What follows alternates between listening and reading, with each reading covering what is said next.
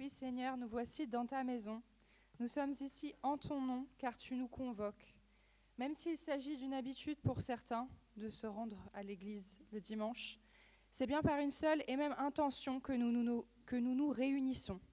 Entendre ta parole, source de vie, afin de nous rapprocher de toi. Amen. Je vous propose dès maintenant de confesser notre foi en lisant d'une seule voix le symbole des apôtres. Je crois en Dieu le Père puissant, créateur du ciel et de la terre. Je crois en Jésus-Christ, son Fils unique, notre Seigneur, qui a été conçu du Saint-Esprit et qui est né de la Vierge Marie. Il a souffert sous Ponce Pilate, il a été crucifié, il est mort, il a été enseveli, il est descendu aux enfers. Le troisième jour, il est ressuscité des morts. Il est monté au ciel, il siège à la droite de Dieu, le Père Tout-Puissant. De là, il reviendra pour juger les vivants et les morts.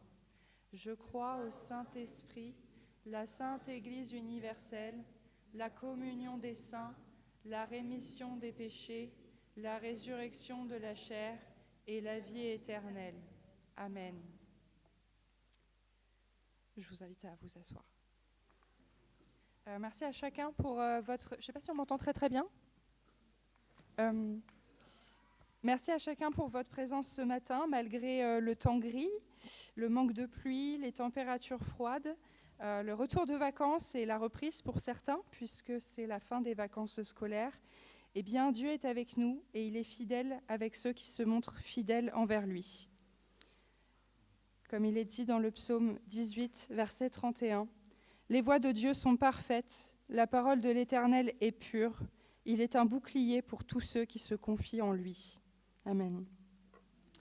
Et je voudrais également bénir tous ceux qui ont été malades pendant les vacances. Ils sont nombreux et il y en a peut-être certains qui nous suivent ou nous suivront peut-être a posteriori sur la rediffusion du culte, mais on prie pour tous ceux qui sont malades et bien au chaud chez eux afin qu'ils se remettent avec la force de Dieu.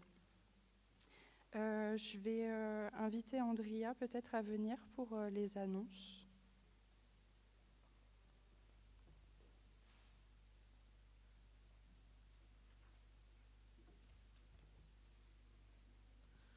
Bonjour à tous. Donc du coup, bienvenue à ceux et celles aussi effectivement qui nous rejoignent ce soir de passage ou pour la première fois aussi dans l'église. Donc vous êtes les bienvenus dans la maison de votre Père du coup.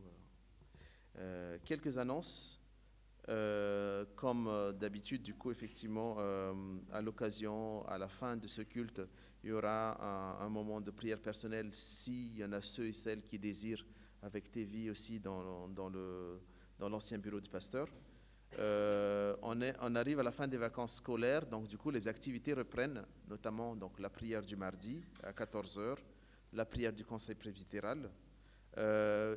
Exceptionnellement, ce jeudi, pas de culte, car on a une obsèque aussi, du coup, de Madame Brigitte de Oliveira à 10h30. Donc, exceptionnellement, pas de culte. Par contre, il y aura une cérémonie d'obsèque, du coup, au temple.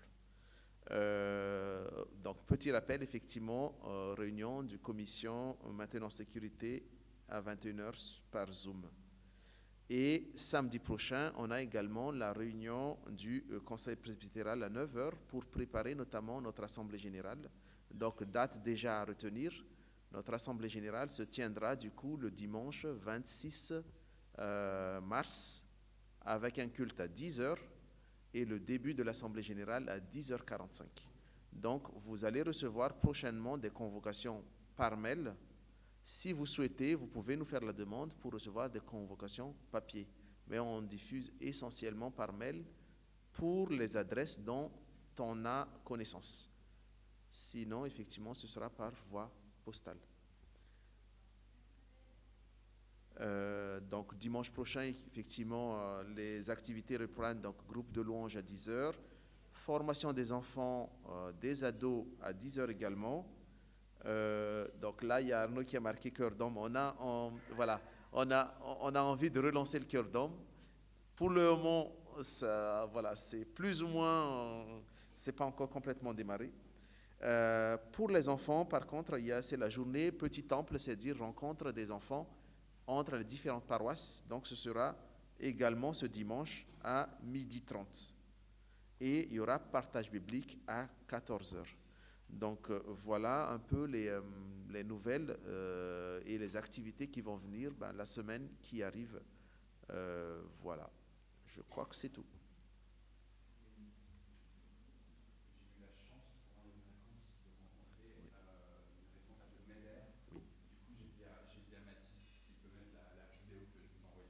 D'accord. D'accord.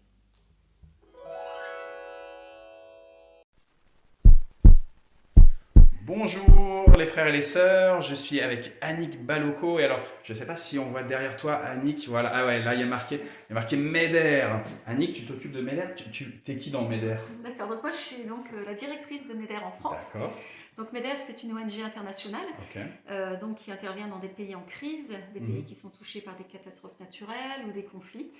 Et donc on a des équipes qui répondent à ces urgences humanitaires et qui vont sur le terrain répondre aux besoins vitaux. Alors moi je suis pasteur hein, Oui. et le temple protestant de Mantes, eh ben, ils avaient envie de te soutenir avec son entraide, mais est-ce que MEDER c'est chrétien du coup? Oui, oui, tout à fait. Et on est je suis très, Bravo. très contente d'avoir ce temps avec toi et effectivement très reconnaissant de ce soutien. Oui, MEDER, c'est une organisation chrétienne. D'accord. C'est ce qui nous différencie d'autres organisations.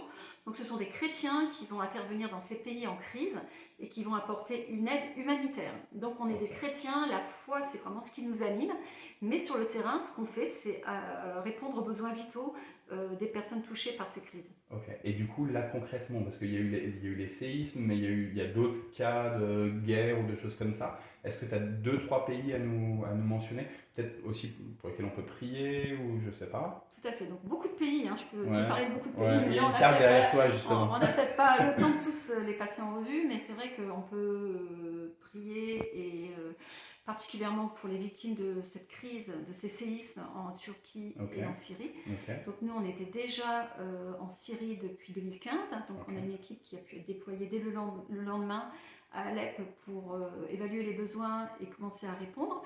On intervient aussi en Turquie au travers de partenaires locaux. Il y a aussi, c'est le moment où on pense tous à l'Ukraine. Ok. Donc ça fait 1 an que le conflit a éclaté. Donc nous, on intervient sur 3 zones en Ukraine. Dans l'ouest, où on vient en aide aux personnes qui sont déplacées, principalement. Donc ceux qui étaient plutôt à l'est et qui sont Ouais. envoyés pour se protéger, quoi. Et qui vivent encore dans des conditions précaires. Ceux qui n'avaient pas de famille vivent toujours dans des centres d'accueil très précaires. Donc nous, on leur vient en aide. On essaie de trouver des plans de logement aussi. Au nord-est, c'est plutôt de la réhabilitation de maisons qui ont été abîmées par les bombardements. Ok. Et puis on est aussi à l'est, donc à 25 km du front. Et là, c'est une aide d'urgence aux personnes qui vivent vraiment au milieu des bombardements dans une situation très difficile. Et du coup, c'est quel type de personnes qui sont envoyées là, tu vas sur l'Ukraine, par exemple, ou tout à l'heure tu parlais pour les séismes en Syrie ou en Turquie. Qui est envoyé par MEDER? C'est des médecins, c'est des ingénieurs, ouais. Oui, donc pas que, effectivement. Excuse-moi, Non, on est bien. en train de faire une vidéo de 3 heures, mais... Non, mais effectivement, donc il y a des médecins, il y a des ingénieurs, mais on va dire que les médecins, eux, ils pensent que leurs compétences peuvent être utilisées sur le terrain. Okay. Donc ils ont plus facilement ce réflexe, mais on recherche aussi d'autres types de profils, des personnes qui seront vraiment dans l'organisation, dans le management, dans la gestion financière. Donc des profils vraiment de personnes qui ne pensent pas forcément que leurs compétences sont recherchées sur le terrain. Donc on recherche vraiment des personnes avec des profils très variés, mais qui vont partir pour 2 ans. Donc on cherche des professionnels qui sont prêts à s'engager sur le long terme. Okay. Voilà. Et donc effectivement en Ukraine on a une partie d'équipiers internationaux qui gèrent les programmes, qui travaillent avec du personnel local, donc beaucoup d'Ukrainiens. Okay. Et ça c'est vraiment le modèle de MEDER, d'avoir à la fois des équipiers internationaux et donc des équipiers locaux. Ils vont travailler ensemble. Et donc des sujets de prière, donc on peut prier pour... J'allais pile poil te demander quel sujet tu peux nous donner. Hein. Voilà, effectivement, pour que cette aide se mette en place le plus efficacement possible, là, je pense au séisme. Ukraine, eh bien, il y a aussi beaucoup de besoins psychologiques, parce qu'il y a beaucoup de personnes qui sont traumatisées parce qu'elles ont vécu, parce qu'elles continuent de vivre. Et puis, on est aussi sur d'autres pays comme le Yémen, l'Afghanistan, le sud de Madagascar qui souffre de la sécheresse. Donc, voilà, beaucoup de situations très, très difficiles et où on voit vraiment que la prière fait une différence. Je parlais hier avec la responsable du Congo qui me disait que, en fait, des fois, on fait des choses au niveau de MEDER, on va à des endroits, et puis ensuite, on s'aperçoit que c'est vraiment Dieu qui nous a placés là, parce qu'il y a des personnes qui arrivent, des déplacés qui arrivent, et où on voit que Dieu conduit les choses.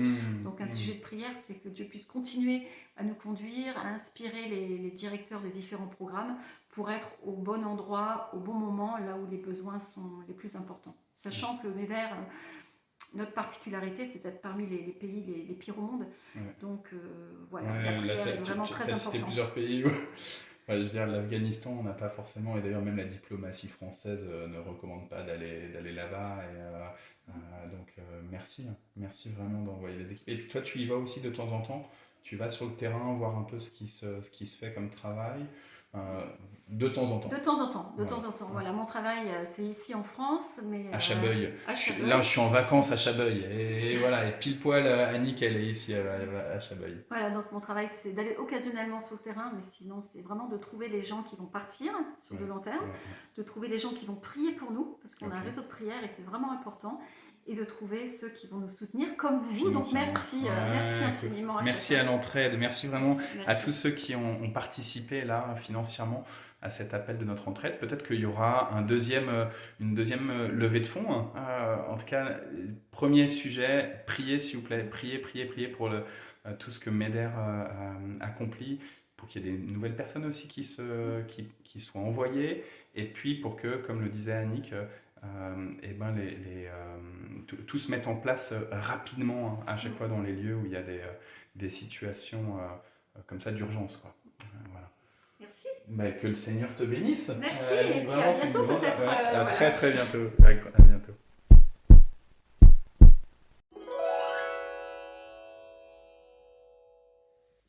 Alors c'était une vidéo que j'ai envoyée cette semaine en étant à Chabeuil. Pour tous ceux qui sont impliqués dans l'entraide. C'est pour ça que l'idée, c'était normalement pas de vous montrer comme ça la vidéo occulte, mais en même temps, c'est important que vous soyez tous au courant. Parce qu'au total, l'entraide, on a versé, je regarde vers Maria, on avait dit 500 qui venaient de l'entraide, 750 au total, qu'on a amené. MEDER, en fait, elle m'a dit aussi que, par exemple, sur l'Ukraine, puisque vous avez entendu qu'elle parlait qu'ils sont investis aussi là-bas en Ukraine, en fait, ils ont bénéficié aussi du fonds qui s'appelle Solidarité protestante, auquel nous, on avait participé. Voilà. J'avais juste encore 3 toutes petites annonces. Promis, je suis rapide. Samedi prochain, l'école Mathurin-Cordier, le groupe scolaire qui va de la maternelle jusqu'au collège, qui est à Porcheville, groupe scolaire privé, évangélique, protestant évangélique, il fait ses portes ouvertes. Donc si vous voulez découvrir ce que c'est qu'une école privée chrétienne, c'est l'occasion. C'est juste à côté de la mairie de Porcheville. Et alors je ne sais pas si CC tu travailles ou pas samedi prochain. Sinon, hop, on peut faire d'une pierre deux coups, d'aller boire un café chez CC à Porcheville et d'aller à l'école privée Mathurin-Cordier pour faire les portes ouvertes. Deuxième annonce, on vous avait évoqué à une ou deux fois qu'on avait été approché par Présence protestante, les émissions de France 2 du dimanche matin, parce qu'ils souhaitent faire une émission sur nous, un reportage sur le temple et la communauté de Mantes. Alors, je vous avoue que quand j'ai eu le coup de téléphone d'abord, je dis mais on est tout petit, qu'est-ce qu'on peut faire? On en a parlé en conseil, on a dit mais on est tout petit, qu'est-ce qu'on peut faire? Et après on s'est dit en même temps c'est une opportunité, c'est une chance. C'est à la fois un moment où il y aura nos activités qui seront filmées, mais surtout, il y aura des personnes de la communauté qui seront interviewées plus longuement, avec l'objectif de dire c'est quoi pour nous être un chrétien engagé dans le monde, annoncer Jésus dans le monde, je ne sais pas si on est étudiant, si on est retraité, si on est travailleur, voilà. Et donc du coup, il y aura au cours de ce mois de mars et peut-être mois d'avril, des équipes de télé qui vont venir. Ça sera des petites équipes. Le réalisateur s'appelle Raphaël Canard. S'il y en a qui étaient présents au culte il y a 2 semaines, quand moi j'étais déjà parti au camp des adolescents, quand c'est Samuel qui prêchait et Dana déjà qui nous faisait l'animation liturgique, en fait Raphaël est venu justement commencer à sentir un petit peu les lieux. Donc voilà, donc sachez-le, donc il y aura des moments où il y aura ces équipes.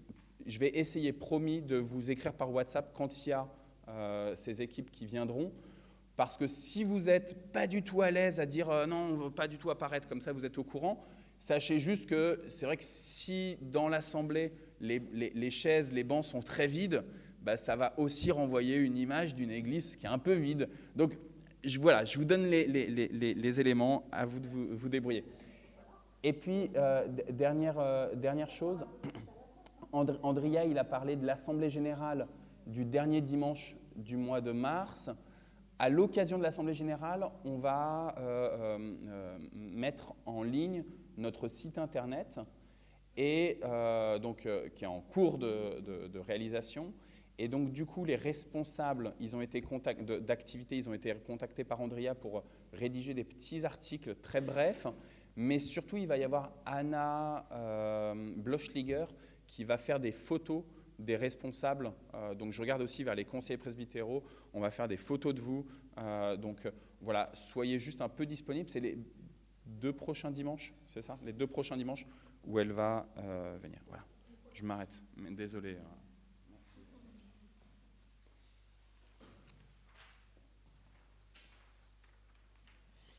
Je crois que c'est le temps des offrandes, il n'y a pas beaucoup d'enfants ce matin. Alors, je vais devoir solliciter peut-être des plus grands enfants.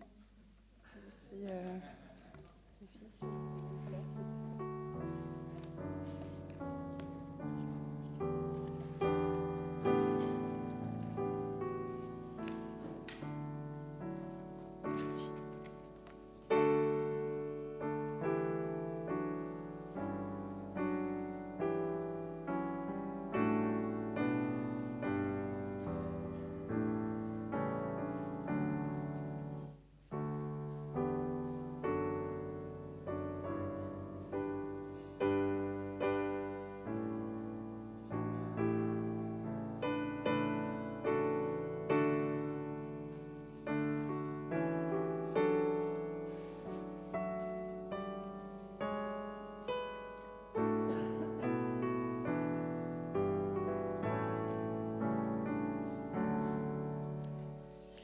Merci Seigneur pour ces dons que tu permets à chacun d'offrir. Merci car tu nous incites à ne pas nous préoccuper des besoins matériels, mais tu permets quand même à chacun de donner selon ses moyens. Merci Seigneur. Amen. J'ai choisi de vous lire un passage dans Matthieu 5, versets 17 à 20. C'est que 3 versets, mais qui sont un peu longs. Oui, c'est là, j'avais pas écrit. Ne pensez pas que je suis venu pour supprimer la loi de Moïse ou l'enseignement des prophètes. Je ne suis pas venu pour les supprimer, mais pour leur donner tout leur sens. Je vous le dis, c'est la vérité. Tant que le ciel et la terre dureront, on ne supprimera rien de la loi. On ne supprimera ni la plus petite lettre, ni le plus petit détail, et cela jusqu'à la fin du monde. Supposons ceci. Quelqu'un désobéit à un seul commandement, le plus petit de la loi, et il apprend aux autres à désobéir aussi. Eh bien, cette personne-là sera la plus petite dans le royaume des cieux. Mais si quelqu'un obéit à la loi et apprend aux autres à obéir aussi, cette personne-là sera importante dans le royaume des cieux. Oui, je vous le dis, obéissez à la loi mieux que les maîtres de la loi et que les pharisiens, sinon vous n'entrerez pas dans le royaume des cieux. On ne supprimera rien de la loi. Obéissez à la loi mieux que les maîtres de la loi, sinon vous n'entrerez pas dans le royaume de Dieu.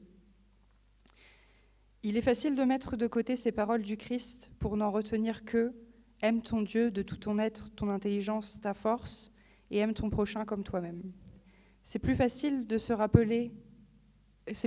de se rappeler toute la loi et tous les enseignements donnés par le Christ. Je ne suis pas venu supprimer la loi, mais lui donner tout son sens.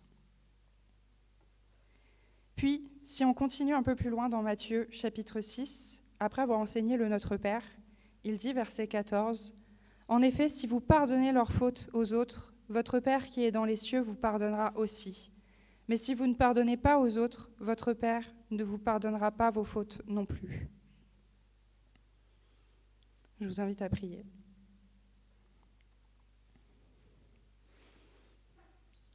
Pardon Seigneur vraiment du fond du cœur, car nous nous méprenons souvent. Nous nous méprenons sur ta volonté. Nous oublions volontairement ou involontairement certaines de tes paroles, car il est parfois plus facile pour nous de les omettre.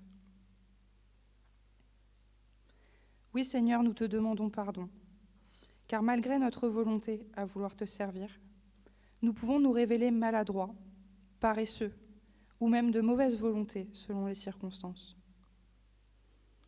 Pardonne-nous Seigneur pour tous ces écarts. Car tu sais qu'au fond de nous, malgré nos faiblesses, nous voulons tous être de bons et fidèles serviteurs. Permets-nous Seigneur alors de pardonner aux autres, afin que nos fautes nous soient pardonnées également.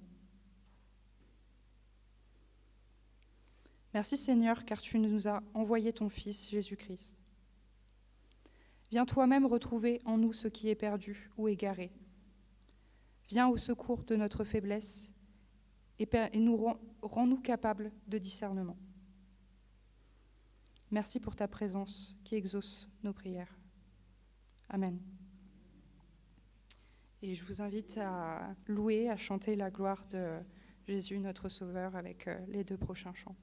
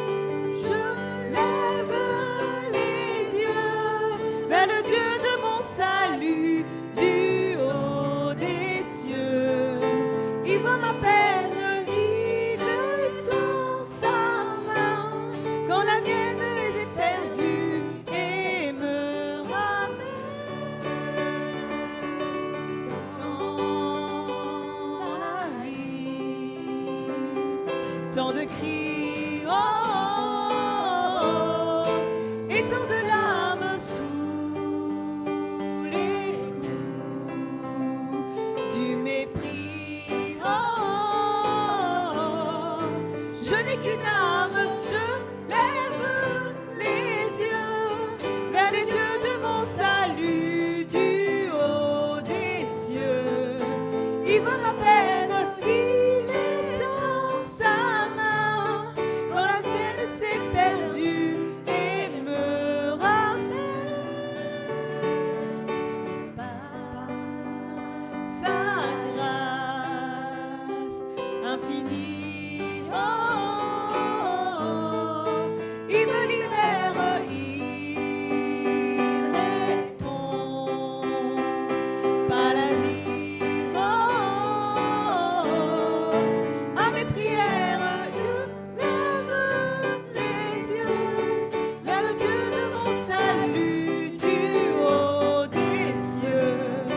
Il voit ma peine, il est dans sa main quand la mienne s'est perdue et me ramène. Je lève les yeux, je lève les yeux, je lève les yeux, je lève les yeux.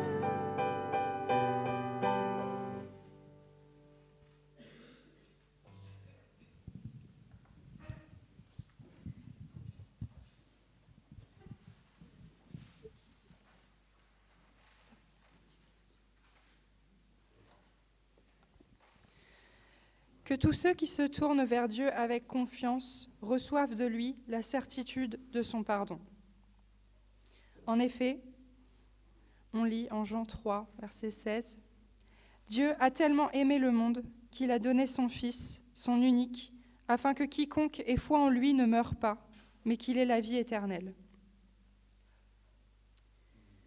Le Fils de l'homme est ainsi venu chercher et sauver ceux qui étaient perdus. Et voici ce qu'a dit l'Éternel en Jérémie 29, verset 13. « Vous me chercherez et vous me trouverez, si vous me cherchez de tout votre cœur. » Amen. Avant de passer à la liturgie de la parole, avec la suite et fin des béatitudes, je vous propose un temps d'action de grâce. Si certains d'entre vous souhaiteraient partager un événement de leur vie, une anecdote, ou simplement remercier le Seigneur pour une quelconque action. Et Andrea qui a le micro en main.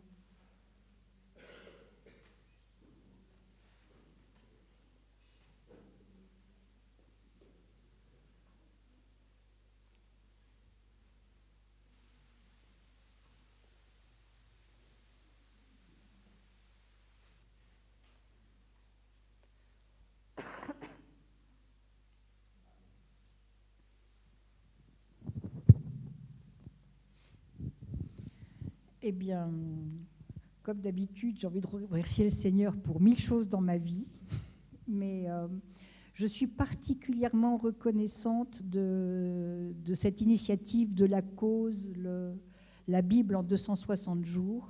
Et il est toujours temps de nous rejoindre si vous avez envie. Hein. Il y a 3 créneaux, à 6h40, à 12h40 et à 9h40. Mais cette parole qu'on nous lit chaque jour et que je reçois, c'est super agréable. C'est la première fois qu'on me fait autant la lecture de la Bible depuis que je suis grande. Parce que quand j'étais petite, bon, bien sûr, mes parents me lisaient la Bible, mais maintenant que je suis adulte, recevoir comme ça cette lecture, c'est vraiment un cadeau quotidien. Et pendant que je reçois ce cadeau, je dessine. Donc je fais une illustration par jour depuis le 2 janvier. Et là, vraiment aussi, c'est une grâce. J'ai l'impression que je progresse dans mes dessins, donc je suis super contente. Hein. Et comme ça, je le partage aussi avec d'autres personnes. Et c'est donc un cadeau partagé. Je peux rendre un petit peu de ce que je reçois.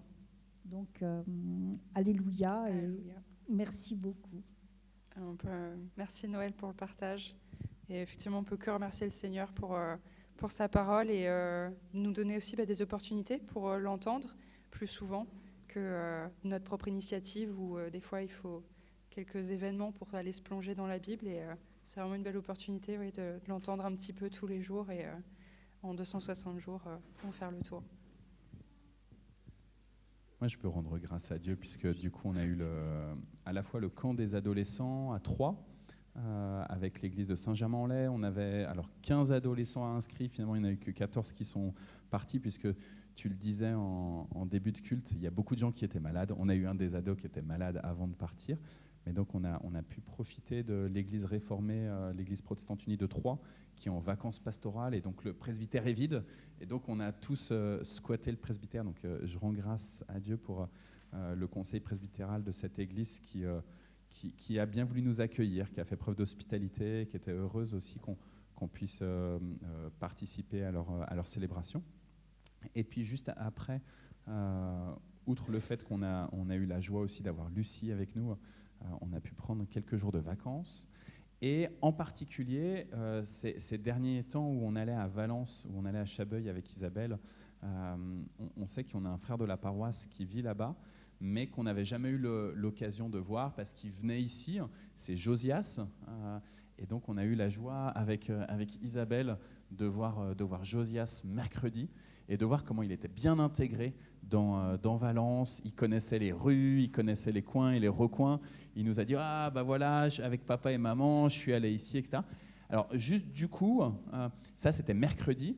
Sauf que le lendemain, c'était ton anniversaire, Yvonne, donc la maman de Josias. Et en fait, on a oublié le truc. Alors, juste, je voulais rendre grâce pour ton anniversaire. Et si vous le voulez bien, on peut lui dire « Le Seigneur te bénit, Yvonne. »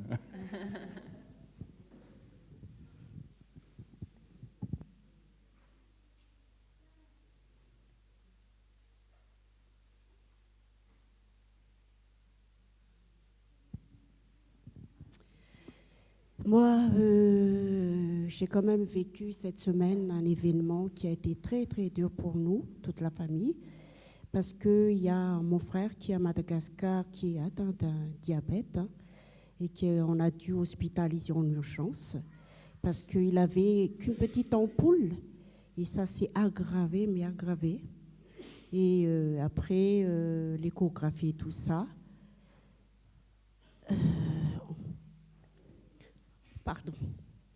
on a dû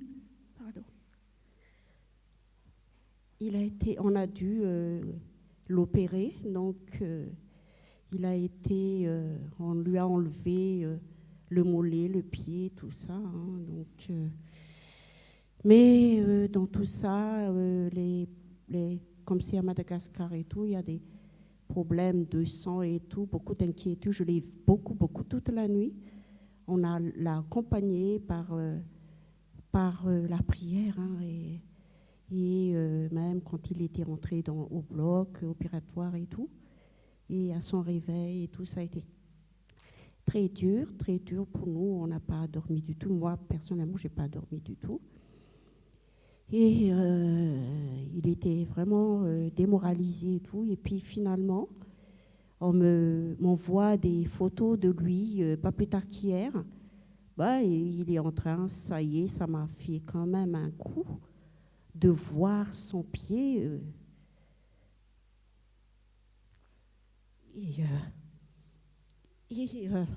Pardon. Et je remercie beaucoup le Seigneur parce que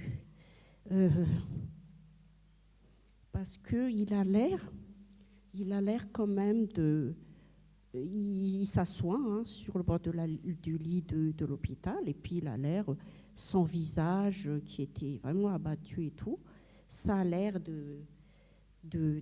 pas d'aller mieux, mais qu'il n'est pas trop.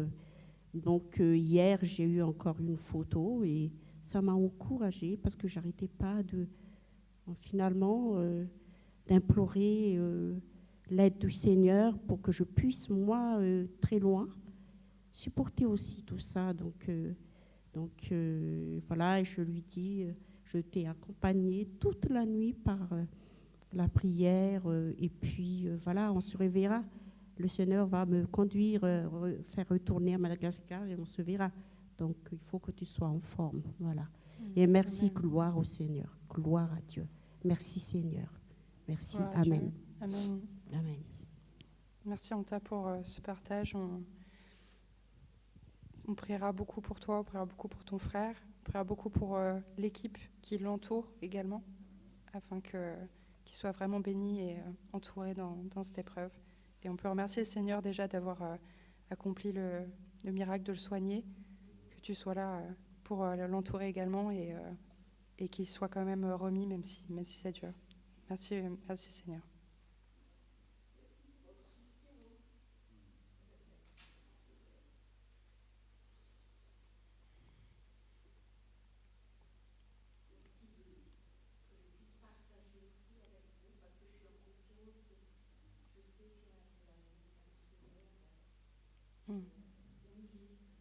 Mais merci pour cette force aussi, Anta. Merci.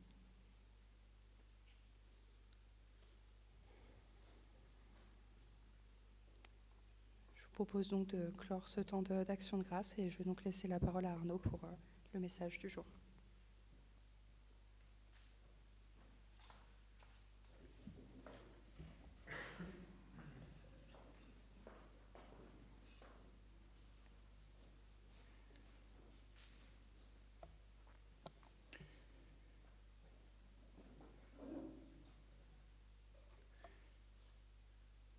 Je vous invite à prier.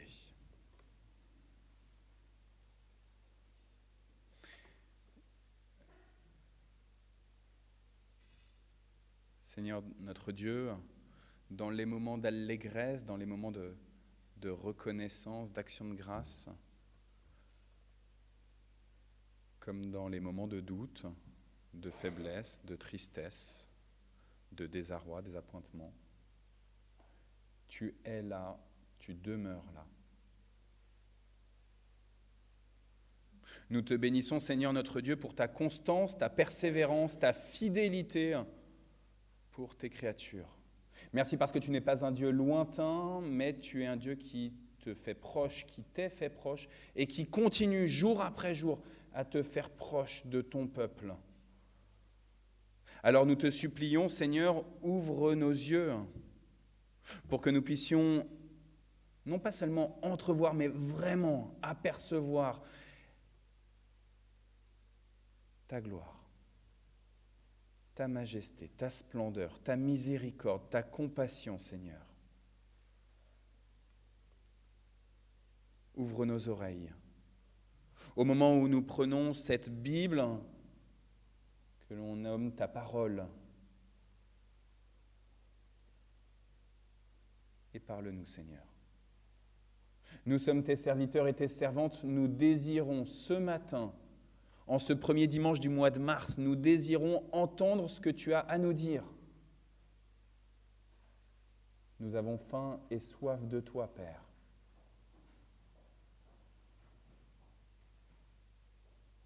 La vie ici-bas, à quoi bon sans te connaître? Tu es saint, Seigneur. Donne-nous de contempler cette sainteté et de désirer profondément cette sainteté. Transforme-nous à l'image de ton Fils. Amen. Je vous propose donc, comme nous le disait Dana, qu'on termine, on clôture ce temps sur les béatitudes. Donc il y a 8 béatitudes. On n'a pas exactement fait 8 dimanches sur les béatitudes parce qu'il y a eu des dimanches, par exemple le premier dimanche du mois de février, où on avait un autre texte parce qu'il y avait la présentation de la petite Georgiana. Et donc on avait fait un écart. Et au mois de janvier, on avait aussi eu la joie d'avoir le pasteur Laurent Wagon, le pasteur des ADD de Mantes-la-Jolie, qui était venu et qui du coup avait aussi choisi un autre texte. Donc sachez-le, il y a 8 béatitudes. Et donc aujourd'hui, on prend la dernière béatitude. Mais pour bien la recontextualiser, je vous propose que nous lisions l'ensemble de Matthieu chapitre 5, à partir du verset 3 jusqu'au verset 12. Si tu veux bien me les projeter, Mathis. Et même à partir du verset 2, parfait. Jésus prend la parole et il enseigne en disant « Ils sont heureux ceux qui ont un cœur de pauvre, parce que le royaume des cieux est à eux. » Ça, c'est la combienième béatitude? La première béatitude. Ils sont heureux ceux qui ont un cœur de preuve, parce que le royaume des cieux est à eux. Deuxième béatitude. Ils sont heureux ceux qui pleurent, parce que Dieu... Oh, c'est beau quand vous le lisez. On va le lire ensemble. Allez. Troisième béatitude. Ils sont heureux ceux qui sont doux, parce qu'ils recevront la terre comme un don de Dieu. Quatrième béatitude. Ils sont heureux ceux qui ont faim et soif d'obéir à Dieu, parce qu'ils seront satisfaits. Sixième béatitude maintenant? Cinquième, merci à ceux qui suivent. Ils sont heureux ceux qui sont bons pour les autres, parce que Dieu sera bon pour eux. Sixième, ils sont heureux ceux qui ont le cœur pur, parce qu'ils verront Dieu. Ils sont heureux ceux qui font la paix autour d'eux, parce que Dieu les appellera ses fils. Et dernière béatitude, ils sont heureux ceux qu'on fait souffrir, parce qu'ils obéissent à Dieu. Oui, le royaume des cieux est à eux.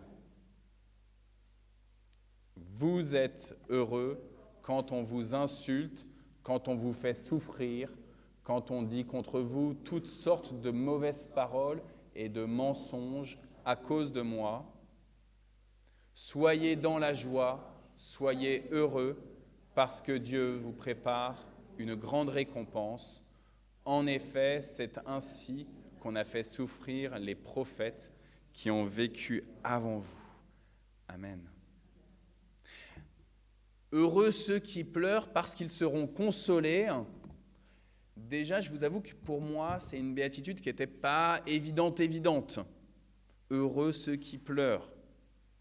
Quand Anta, tu es là en train de nous témoigner par rapport à la situation à Madagascar de ton frère, on n'a pas envie de te dire, allez Anta, sois heureuse, allez, c'est bon, c'est bien, t'es consolé. Il y a Noël qui arrive et qui te fait un câlin, un hug.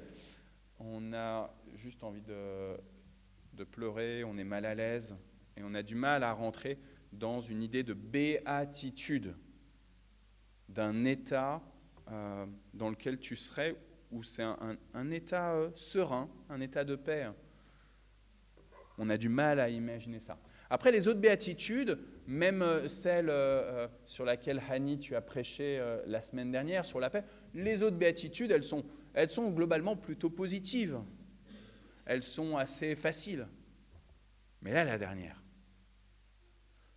Heureux êtes-vous lorsqu'on vous persécute, lorsqu'on vous maltraite. Aïe, aïe, aïe. Celle-ci, vraiment, je trouve que là, Jésus, il va quand même loin. Il va loin. Je vais le dire après. Vous me spoilez, c'est bien les filles. Il va loin, Jésus. Et je me permets, Rafik, mais quand on voit en Algérie, en Kabylie, toutes ces églises qui sont fermées par le pouvoir algérien, et ces chrétiennes et ces chrétiens qui ont plus de lieu dans lequel prier, qui sont persécutés, qu'on spolie vraiment, et on a du mal à dire « Allez les amis, soyez heureux !» Je regardais tout à l'heure, pour réavoir juste les chiffres en tête, l'index mondial de persécution des chrétiens de Portes Ouvertes, qui est publié chaque année au mois de janvier. Ils ont estimé à 360 millions de chrétiens qui, en 2022, ont été persécutés, faiblement persécutés, faiblement c'est déjà un peu trop, jusqu'à vraiment une oppression très grave, jusqu'à la mort. 360 millions de chrétiens, et juste pour vous donner un ordre d'idée, parce que 360 millions, on voit bien que c'est énorme, et en même temps, voilà. Eh bien, Porte Ouverte, sur leur site, ils nous disent, ça veut dire que ça fait 1 chrétien sur 7. 1 chrétien sur 7 est persécuté en raison de sa foi. En raison de sa foi. Juste parce qu'il est chrétien. Pourtant, être chrétien, ce n'est pas forcément marqué sur notre front, les frères et les sœurs. En tout cas, nous ici en France. Éventuellement, si on a un col ecclésial, ou si on a, j'arrive même pas à la récupérer, mais une chaîne, si on a une petite croix huguenote, c'est pas trop visible. Si on a une croix, c'est déjà un peu plus visible. Si on a un crucifix avec Jésus dessus, alors là, fou là là, c'est encore plus visible. Mais à part ça, à part ces signes ostensibles, voire ostentatoires, c'est pas évident qu'on soit chrétien. Mais ces frères et ces sœurs dans le monde sont persécutés en raison de leur foi. Alors, est-ce que c'est parce qu'ils prennent la parole à tout va et ils disent Jésus à tout va? Ils marchent dans la rue, ils disent Jésus, Jésus, Jésus. Ils vont acheter du pain, Jésus, Jésus, Jésus.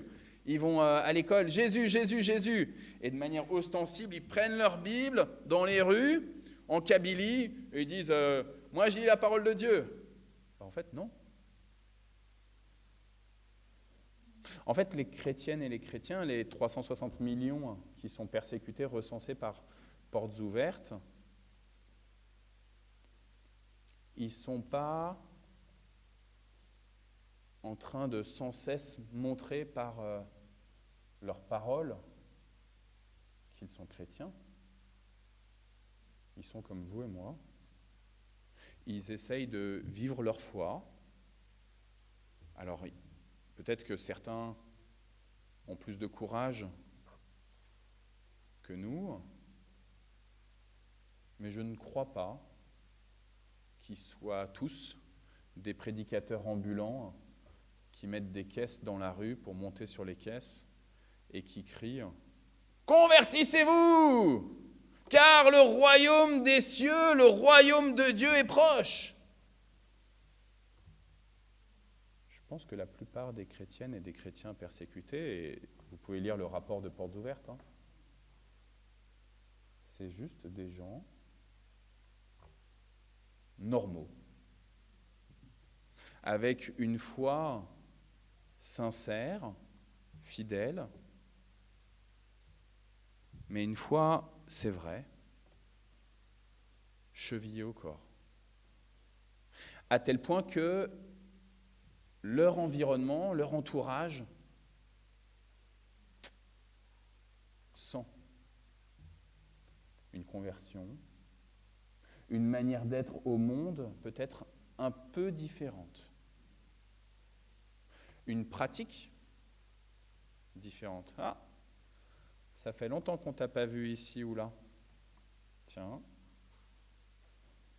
est-ce que tu n'as pas changé quelque chose dans ta vie? Des enquêtes. Ces sœurs et ces frères qui sont comme vous et moi, sont juste dans une société, un milieu, un temps où il est mal vu de suivre Dieu, de suivre Jésus. L'Évangile selon Matthieu, dans ses béatitudes, dans cette 8e béatitude, parle de justice de Dieu. Heureux ceux qui sont persécutés, non pas à cause de moi, mais heureux ceux qui sont persécutés pour la justice. À cause de la justice. Et dans le vocabulaire de l'évangéliste Matthieu, ou dans le vocabulaire de Jésus, si vous voulez, la justice est incarnée en Jésus. Et c'est pour ça qu'on dit heureux ceux qui sont persécutés à cause de moi. Et d'ailleurs, Jésus va le dire juste après, au verset 11. Mais fondamentalement, c'est une persécution à cause de la justice de Dieu.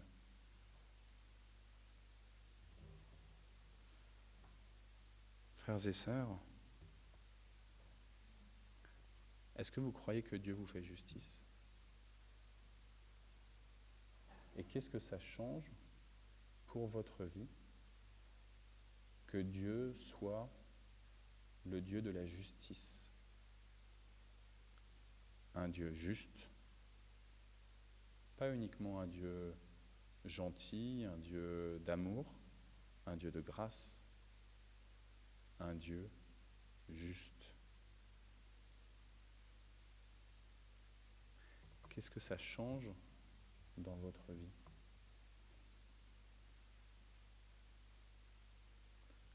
Dieu, par nature, est saint.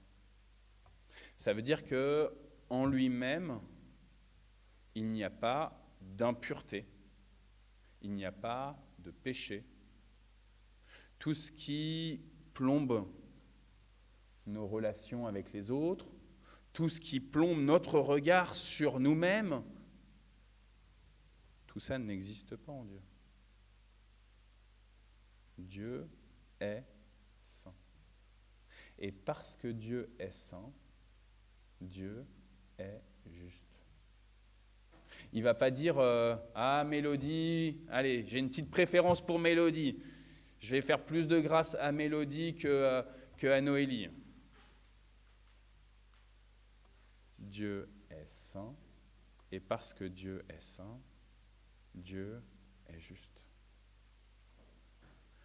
Heureux ceux qui sont persécutés à cause de la justice. Justice que Dieu donne. Je vous ai dit le verset suivant, le verset 11, Jésus nous fait comprendre qu'il est la justice incarnée de Dieu. Mais heureux ceux qui sont persécutés, parce qu'à l'image de Dieu, ils pratiquent la justice. Alors du coup, j'en reviens sur mes chrétiens persécutés, les 360 millions dont nous parle Porte Ouverte. Ils ne sont pas en train de monter comme ça sur des chaises ou des petites caissettes, en train de dire convertissez-vous, convertissez-vous, Jésus vous aime, en train de faire des tags, Jésus sauve, dans le périphérique parisien. Ils ne sont pas en train de faire ça. Par contre, une chose, ils vivent selon la justice de Dieu. Ah, peut-être que là, on a quelque chose à apprendre. En tout cas, que moi, j'ai quelque chose à apprendre. Moi qui ai mes préférences, Noélie, je t'aime beaucoup. T'inquiète pas, je vais reprendre mon exemple avec Mélodie. Je peux avoir mes préférences dans les amitiés. Je peux avoir mes préférences par rapport à tous ceux qui, en dehors de vous, parce que vous, je vous aime, mais les autres. Ceux, quand je suis allé chercher Evelyne ce matin, eh ben, ils roulaient comme des fous et qui m'ont fait des queues de poisson. Eux, j'ai pas envie de les aimer.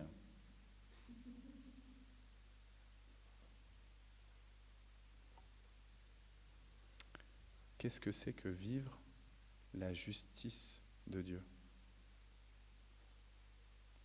Et qu'est-ce que je suis prêt à perdre à cause de la justice de Dieu? Voilà où on en est avec cette 8e béatitude, aujourd'hui pour nous. Heureux êtes-vous si vous êtes prêt à tout perdre. C'est ça la persécution. Perdre votre vie, ça, je pense qu'on est beaucoup à être prêt à perdre notre vie si on ne touche pas à nos familles, si on peut protéger ceux qui nous sont les plus chers. Je suis prêt à me sacrifier. On est plus ou moins tous prêts à ça, si c'est pour protéger les autres. Mais la persécution, c'est aussi être prêt à avoir nos enfants, être enlevés, séquestrés, violentés, violés, à cause de la justice de Dieu. Celle qui s'accomplit en Jésus et celle que je suis amené à accomplir. Fidèle à cet amour de Dieu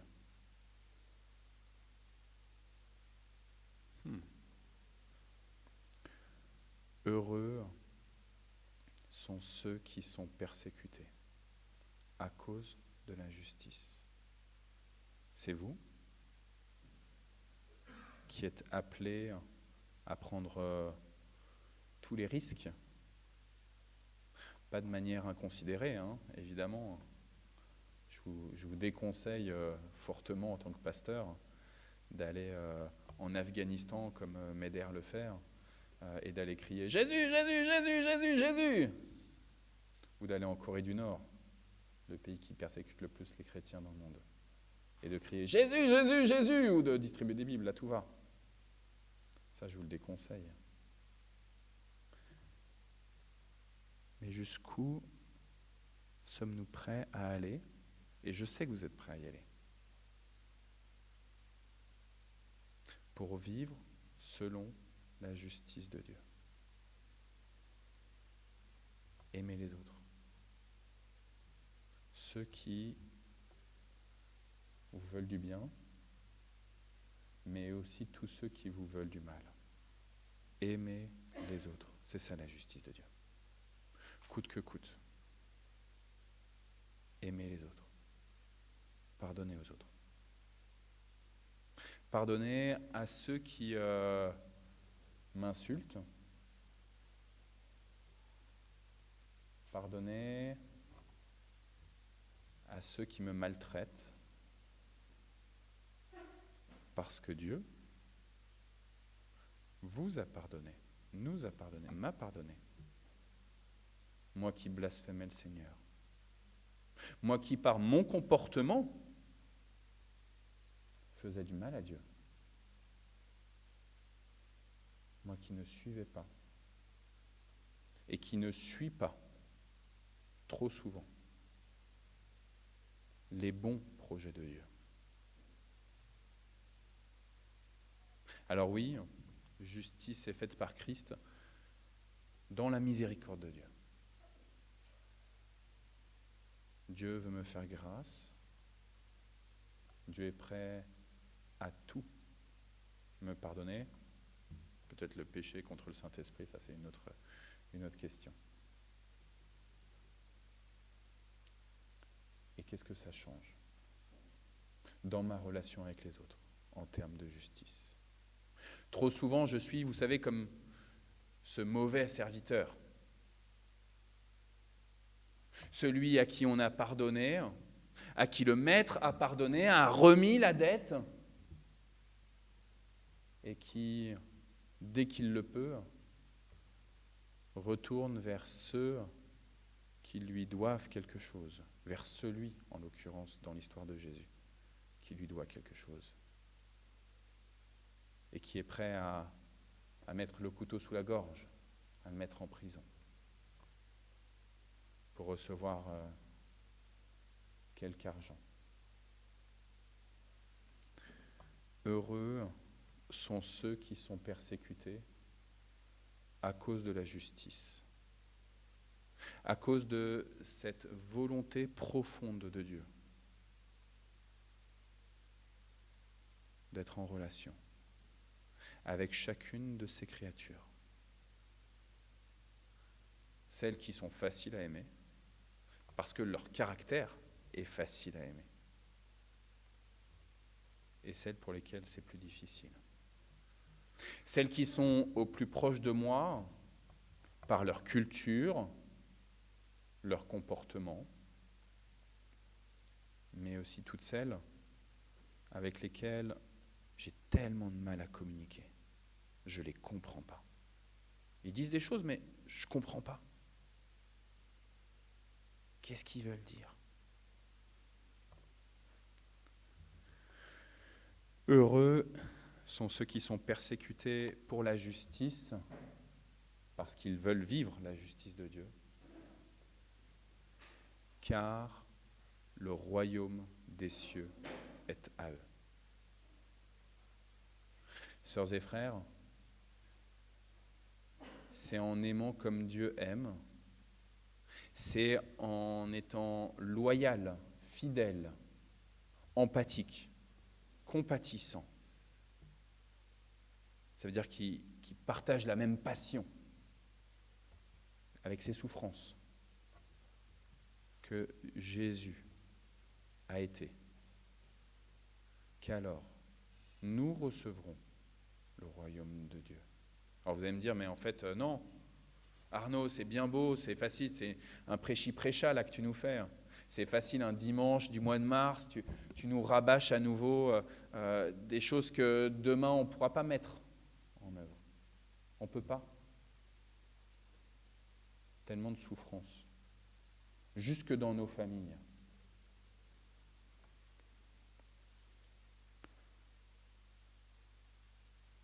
Pourtant, sachez-le, les prophètes avant vous, ceux qui voyaient Dieu, c'est ça les prophètes, ceux qui voient, les voyants, on pourrait dire aujourd'hui, les navis, ceux qui voient. Ce n'est pas une référence à Avatar, hein, c'est Avatar qui a fait référence à ceux qui voient. Ils ont été persécutés. Ils ont été prêts à tout perdre. Malgré leurs inconstances, malgré le fait que des fois ils ont pris un bateau pour aller dans un autre pays, dans une autre région, pour s'éloigner de Dieu. Malgré le fait qu'ils ont essayé de négocier avec Dieu pour faire une petite malédiction par-ci, pour avoir une bonne bénédiction d'argent par-là. Mais tous ces prophètes, ils ont été persécutés. C'est vrai. Mais le royaume des cieux leur appartient. Sœurs et frères, aujourd'hui, vivez selon la justice de Dieu. Parce que Dieu, il vous fait justice. Dans sa grande miséricorde. Le Seigneur vous aime. Aimez, et vous demeurerez avec lui pour toujours. Amen.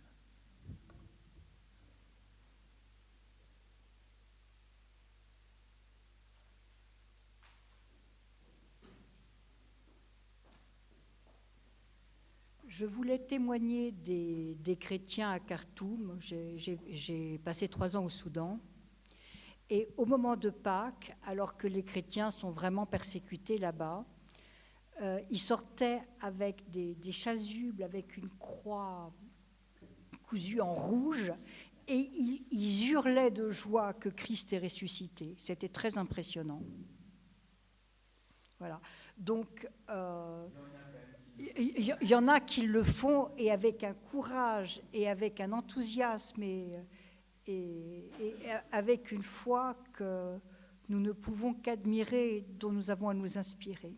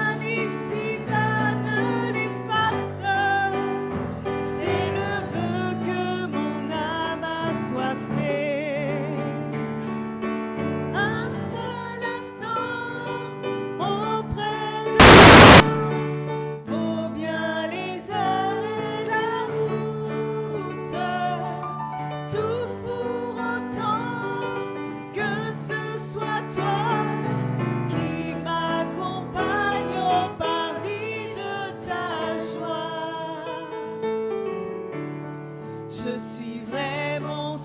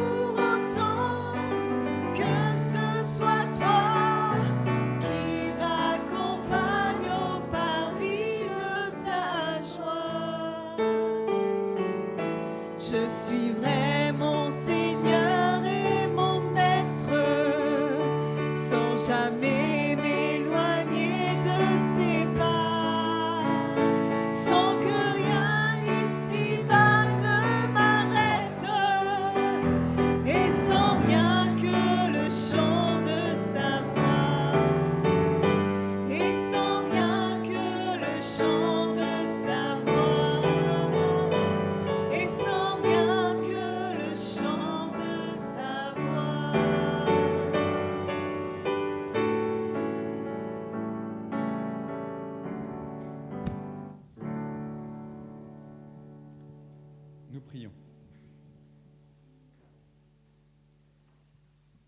Seigneur notre Dieu, oui, nous voulons te suivre. Nous voulons être rassasiés de toute parole qui sortira de ta bouche, mais nous voulons aussi, comme le peuple dans sa traversée du désert, être rassasiés de la manne et des cailles. Nous en avons besoin physiquement, Seigneur. Nous en avons besoin, nous l'osons dire, spirituellement aussi. Car c'est ainsi qu'on arrive à sentir ta fidélité, Seigneur. Oui, nous te demandons pardon pour notre faiblesse de foi, pour ce besoin d'avoir des miracles.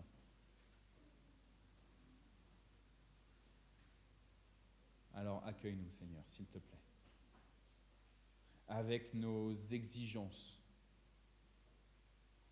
même si elles sont pas toujours dans tes projets.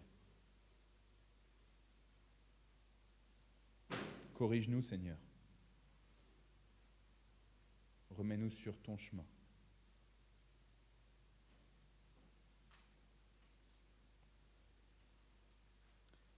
Sœurs et frères, Jésus, il est venu annoncer que le royaume de Dieu s'est fait tout proche. Il est venu mettre en œuvre la justice du royaume de Dieu. Il est venu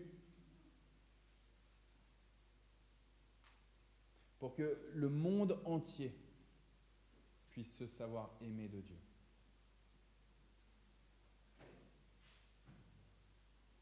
Il est venu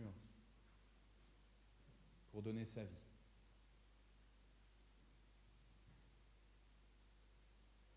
Pour que désormais, ce n'est plus votre péché qui marque votre identité, mais c'est ce sacrifice de Jésus qui fait de vous, sœurs et frères, oui, des enfants de Dieu, des frères et sœurs d'un même Père.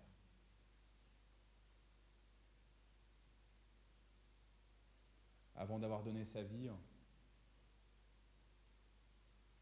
il a vécu ce repas de Pâques, de Pessah. Tout était prêt. Il a pris du pain, il a rendu grâce, il l'a rompu et il l'a donné à ses disciples. Il l'a partagé à chacun de ses disciples, malgré les égarements passés, présents ou à venir de ceux-ci. Il leur a dit, voici, la justice s'accomplit.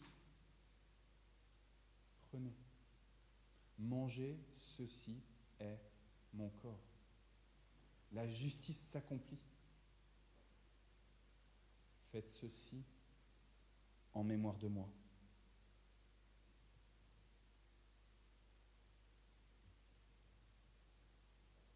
Et puis à l'issue de ce repas de Pessah, il a pris la coupe de bénédiction, il a rendu grâce et il l'a donnée à chacun des disciples. Ceux qui étaient courageux, audacieux, pleins de bonne volonté pour faire venir le royaume de Dieu, et tous ceux qui étaient plus timides, plus réservés, réticents même. Il leur a donné cette coupe de bénédiction, en leur disant, la justice s'accomplit.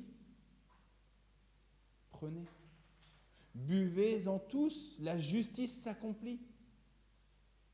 Ceci est mon sang, la justice s'accomplit. Buvez-en tous. Oui, ceci est vraiment mon sang. Il est répandu pour vous, pour cette justice. Et il est répandu pour la multitude, pour le pardon de toutes les offenses, de tous les péchés, de tous les maux.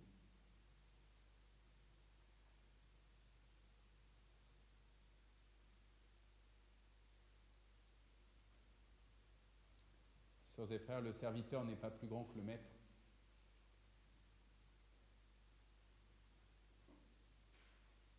Il a été prêt à mourir pour nous. Adorons le Seigneur.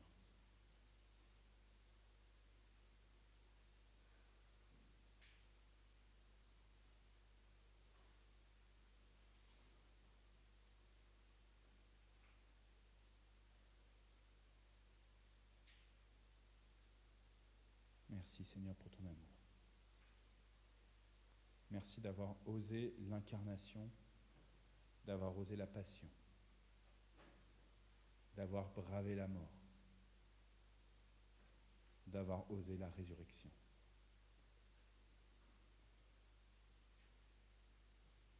Merci Seigneur d'avoir osé notre élection, à chacune, chacun, rassemblés dans ce temple. Merci Seigneur d'avoir osé l'envoi en mission.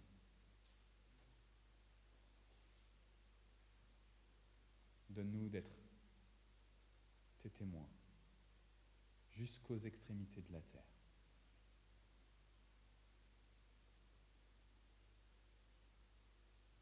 Et jusqu'à la fin de notre vie terrestre.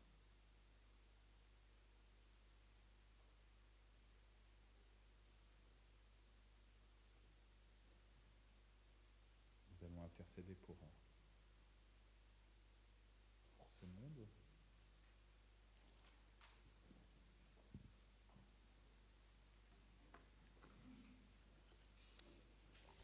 Donne ton pain, Seigneur, à ceux qui ont faim. Et donne faim de toi à ceux qui ont du pain. Car toi seul, Seigneur, peux rassasier notre désir. Donne ta force à ceux qui sont faibles. Et donne l'humilité à ceux qui se croient forts.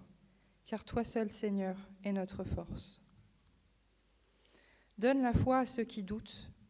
Et donne le doute à ceux qui croient te posséder. Car toi seul, Seigneur, est la vérité. Donne confiance à ceux qui ont peur. Et donne ta crainte à ceux qui ont trop confiance en eux, car toi seul, Seigneur, soutiens notre espérance. Donne la lumière à ceux qui te cherchent, et garde dans ton amour ceux qui t'ont trouvé, pour qu'ils te cherchent encore, car toi seul, Seigneur, peux combler notre amour. Amen.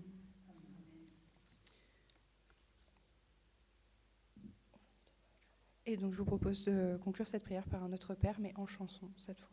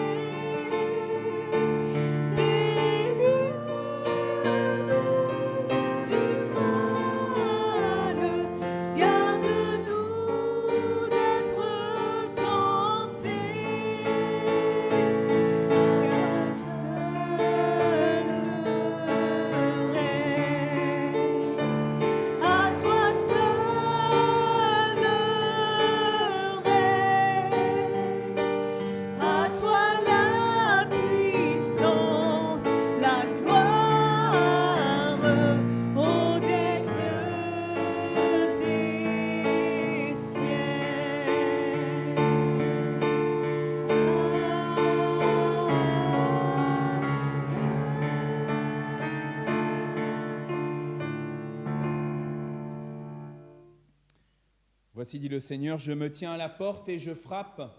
Si quelqu'un entend ma voix et ouvre la porte, j'entrerai chez lui. Je prendrai la scène avec lui et lui avec moi. Viens, Seigneur Jésus, Maranatha. Viens bientôt.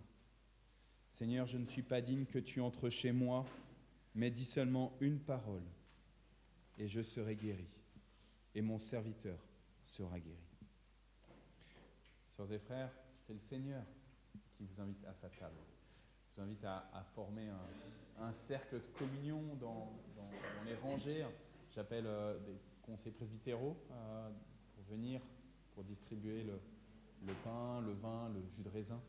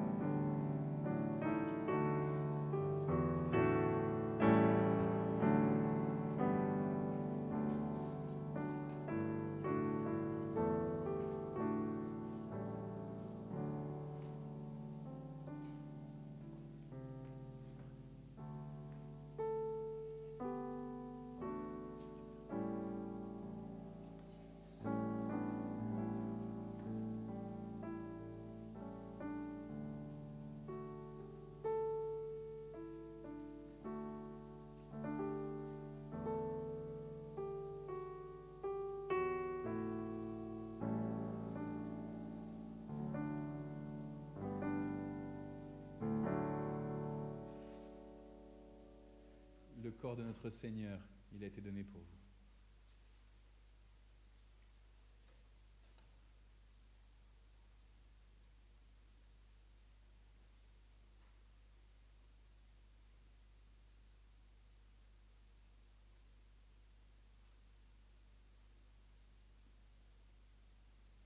Son sang a été versé pour que justice de Dieu soit accomplie. Amen.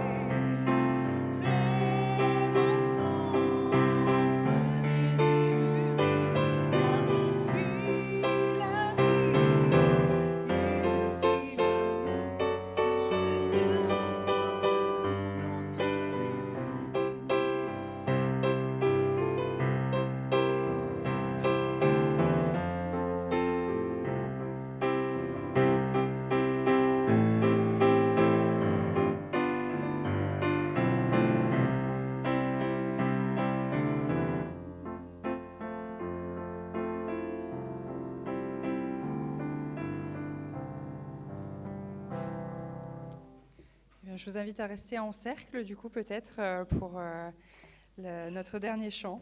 Que la grâce de notre Seigneur Jésus-Christ, l'amour de Dieu le Père et la communion du Saint-Esprit soient avec vous et avec ceux que vous aimez, dès maintenant et pour l'éternité. Amen. Amen.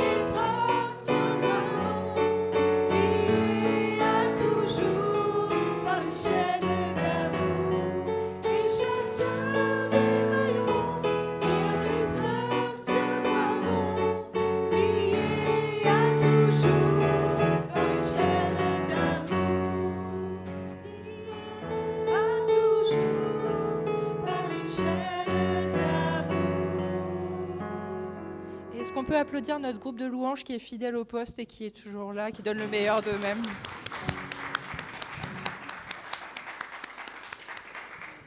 Merci et bon dimanche à tous.